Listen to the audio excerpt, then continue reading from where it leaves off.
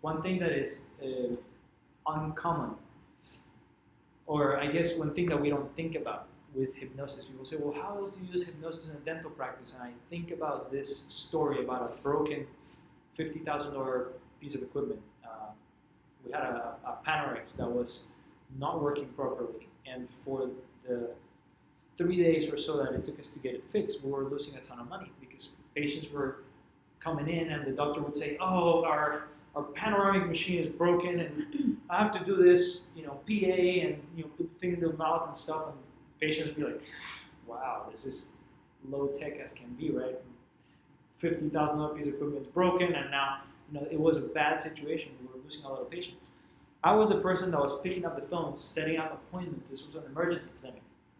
So I would pick up the phone and the person would say, oh, I have a toothache, and I would set up an appointment for them to show up to a clinic. Then I would call the doctor and say, hey, you have an appointment at 1 p.m. The doctor would show up, and I would show up there, so it would be 3 of us at the clinic. And I would take them through the process of signing in and doing all those things, and the doctor would, of course, do the dentistry.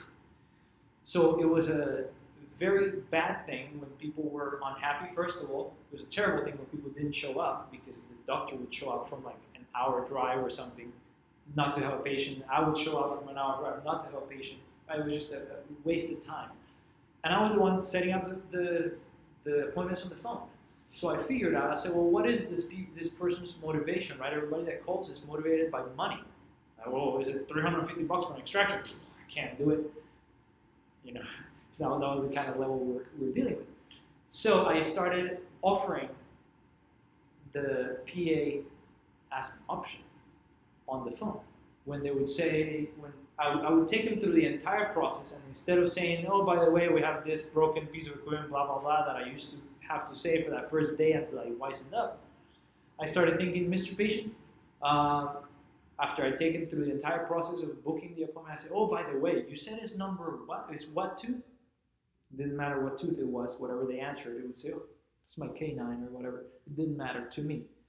Because at the time, all I would say was, oh, you may be in luck. Because it's that one, the doctor may be able to use the handheld machine and it'll save you like $60. It's $15 instead of 75. Oh my gosh, that would be awesome.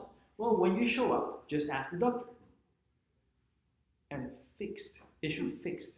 Because all of a sudden, every patient that would come in would be like, oh, by the way, they told me that I could get a 1 because it was this tooth, right? And the doctor started calling me like, how are you making these people show up and ask me for it?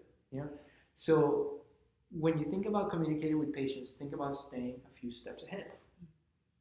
Because their motivation can be a little bit different, and we can actually play those strings. We can push those buttons if we just think a little bit more in depth about what they might need.